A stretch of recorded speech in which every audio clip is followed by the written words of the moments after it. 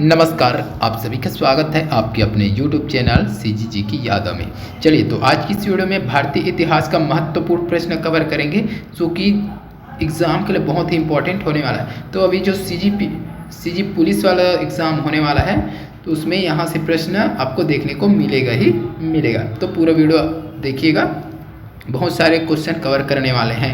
Video थोड़ा सा लंबा होगा लेकिन अच्छा रहेगा आपके लिए। तो पहला प्रश्न दिया है, पश्चिम उत्तर भारत के किस नदी घाटी क्षेत्र में पूरा पाषाण के साक्ष्य प्राप्त हुए। तो पश्चिम उत्तर भारत का किस नदी घाटी में पूछा गया पूरा पाषाण के साक्ष्य प्राप्त हुए हैं। तो इस प्रश्न का सही आंसर हो जाएगा आपका सोहन हो जाएगा भाई, सोहन नदी के क्षेत्र में, सोहन नदी घाटी क्षेत्र में। अगला देखेंगे, ज्ञानी मानव या होमो सैपियन का आविर्भाव इस धरती पर कब हुआ। तो इस प्रश्न का सही आंसर हो जाएगा आपका 30 से 40 हजार वर्ष पूर्व। अगला देखेंगे, हर एक प्रश्न इंपॉर्टेंट है भाई। कृषि का प्राचीनतम साक्ष्य कहाँ से प्राप्त हुआ। कृषि का प्राचीनतम साक्ष्य कहाँ से प्राप्त हुआ है, तो ये हो जाएगा मेहरगढ़, याद रखिएगा मेहरगढ़। अगला देखेंगे, मनुष्य ने सर्वप्रथम किस धातु का प्रयोग प्रारंभ किया। मनुष्य ने सर्वप्रथम किस धातु का प्रयोग प्रारंभ किया है, तो इसका सही आंसर हो जाएगा भाई तांबा हो जाएगा, तांबा। ठीक है। अगला देख लीजिए, भारत में पूरा पाषाणकालीन औजारों की खोज किसने की थी। तो भारत में पूरा पाषाणकालीन जो औजार होते हैं उसकी खोज किसके द्वारा किया गया था, ये चीज़ पूछा गया है यहाँ पर। तो ये हो जाएगा आपका रॉबर्ट ब्रूस फूट हो जाएगा, याद रखिएगा रॉबर्ट ब्रूस फूट द्वारा भारत में पूरा पाषाणकालीन औजारों की खोज की गई थी।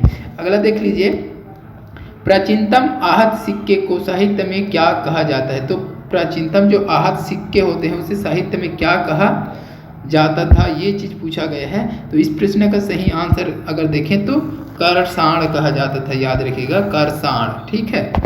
अगला दिया है, स्वतंत्रता प्राप्ति के बाद भारत के किस राज्य में हड़प्पा संस्कृति के सर्वाधिक स्थल खोजे गए। तो स्वतंत्रता प्राप्ति के बाद भारत के किस राज्य में हड़प्पा संस्कृति का सर्वाधिक स्थल खोजे गए हैं। तो इसका सही आंसर हो जाएगा भाई गुजरात में। ठीक है। अगला देखेंगे, सिंधु घाटी सभ्यता के किस स्थान पर बृहद स्नानागार के अवशेष मिले हैं। सिंधु घाटी सभ्यता के किस स्थान पर बृहद स्नानागार के अवशेष मिले हैं। तो इसका सही आंसर हो जाएगा भाई मोहनजोदड़ो, फेमस स्थान है मोहनजोदड़ो। इससे संबंधित प्रश्न अक्सर पूछा जाता है तो इसको अच्छे से देखना है आपको। चलिए अगला देख लेते हैं, सिंधु घाटी सभ्यता काल में कौन सी लिपि सर्वाधिक प्रचलित थी। तो सिंधु घाटी सभ्यता था उस काल में कौन सी लिपि सर्वाधिक प्रचलित थी, ये चीज़ पूछा गया है।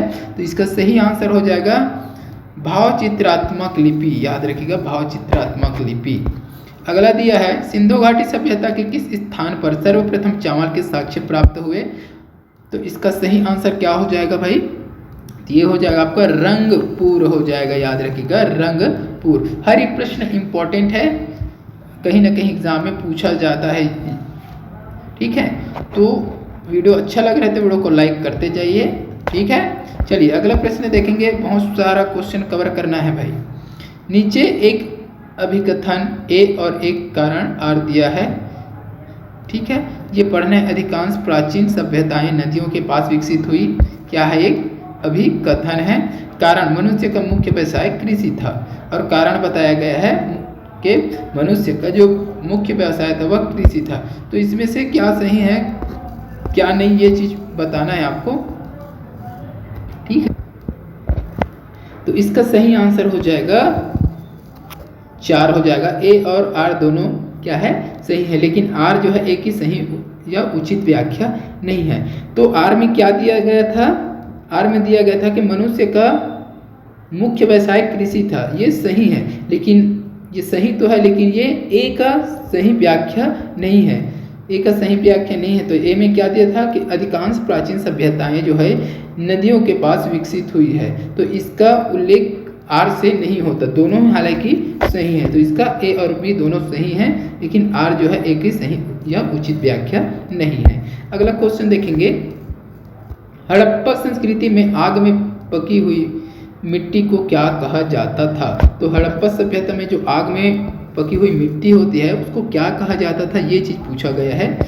तो इस प्रश्न के लिए सही आंसर क्या हो जाएगा, तो ये हो जाएगा आपका टेराकोटा। याद रखिएगा, आग से पकी मिट्टी को क्या बोला जाता था, टेराकोटा। ये बहुत इंपॉर्टेंट क्वेश्चन है, देख लीजिएगा अच्छे से।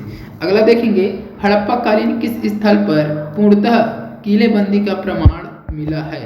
तो हड़प्पा कालीन वह कौन सा स्थान है जहां पूर्ण रूप से किलेबंदी का प्रमाण मिला है। तो इसका सही आंसर हो जाएगा कालीबंगा हो जाएगा भाई, कालीबंगा। पूर्णतः किलेबंदी का निर्माण या प्रमाण मिला है, तो ये हो जाएगा आपका कालीबंगा में। चलिए अगला दिया है, सर्वप्रथम किस ग्रंथ में भारत का प्राचीन नाम भारतवर्ष का उल्लेख मिलता है। तो इसका सही आंसर हो जाएगा अष्टाध्यायी हो जाएगा भाई, ठीक है। अष्टाध्यायी में भारतवर्ष का उल्लेख मिलता है।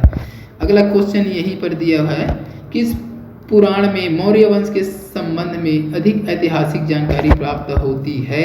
तो इसका सही आंसर हो जाएगा विष्णु पुराण, ठीक है। विष्णु पुराण में मौर्य वंश के संबंध में अधिक ऐतिहासिक जानकारी प्राप्त होती है।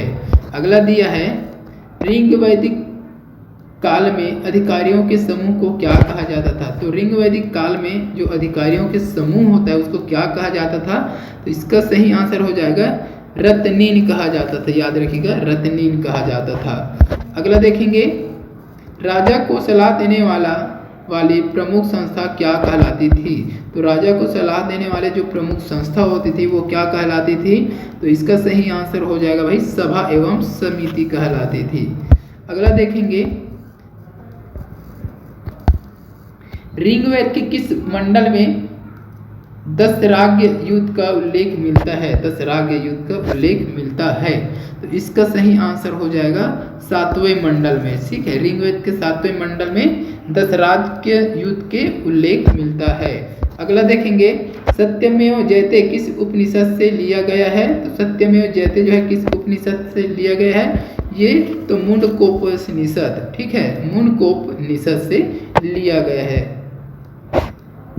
चलिए अगला देख लीजिए, उत्तर वैदिक काल में लोहे के साक्ष्य का उल्लेख सर्वप्रथम कहाँ से प्राप्त होता है। उत्तर वैदिक काल में लोहे के साक्ष्य का उल्लेख सर्वप्रथम कहाँ से प्राप्त होता है।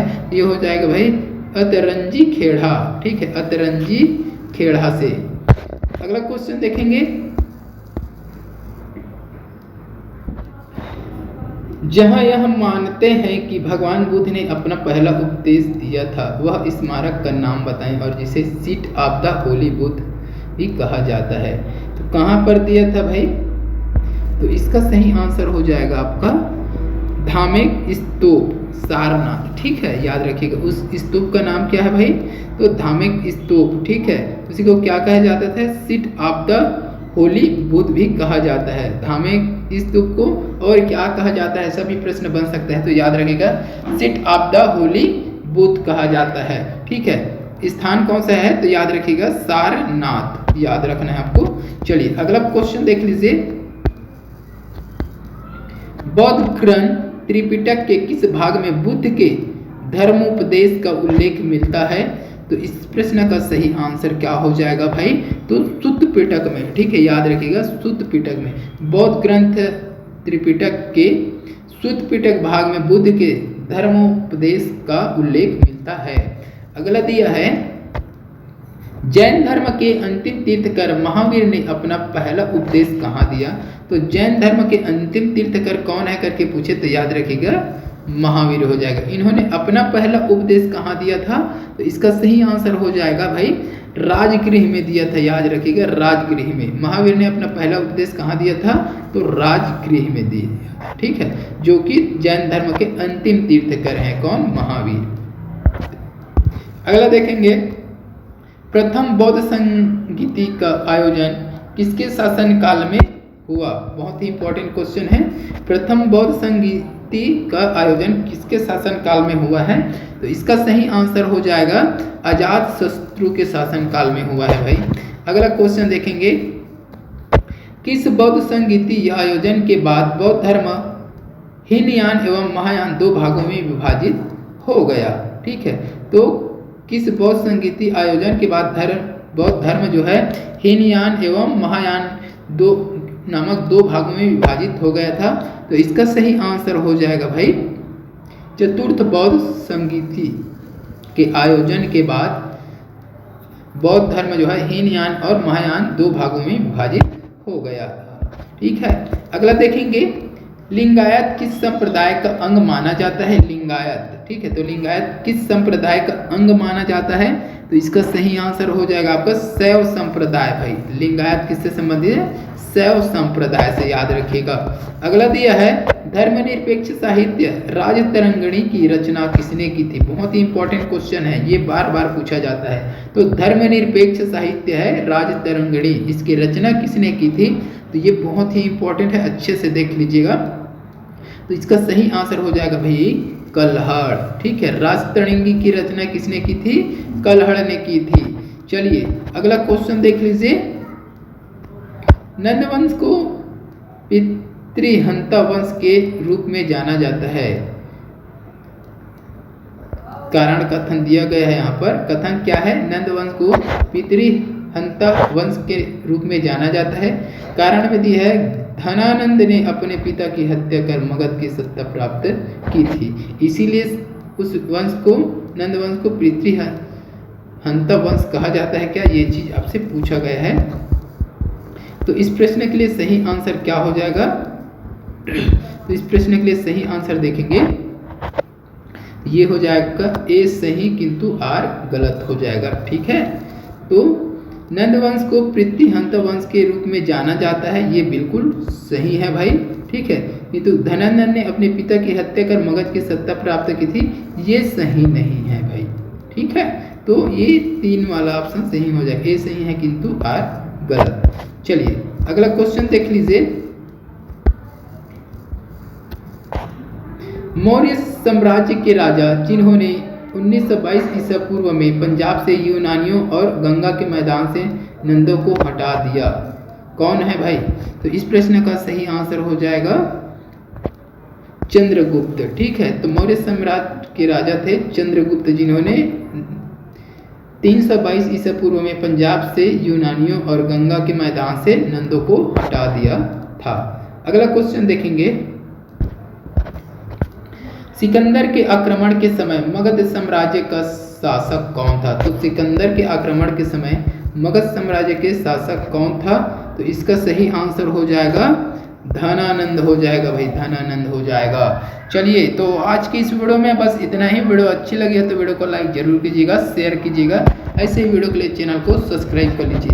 ये क्वेश्चन आपके लिए है, इसका आंसर आप कमेंट करके बताइएगा। किस अभिलेख में सर्वप्रथम सती प्रथा होने का उल्लेख मिलता है। इसका आंसर आप कमेंट करके बताइएगा। ठीक है, किस अभिलेख में सर्वप्रथम सती प्रथा होने का उल्लेख मिलता है। जूनागढ़ अभिलेख, नासिक अभिलेख, हाथी गुफा अभिलेख या एरण अभिलेख। तो जिसको भी पता होगा कमेंट करके आंसर बताइएगा। चलो जल्द मिलते हैं अगले वीडियो में, तब तक के लिए वंदे मातरम, जय हिंद।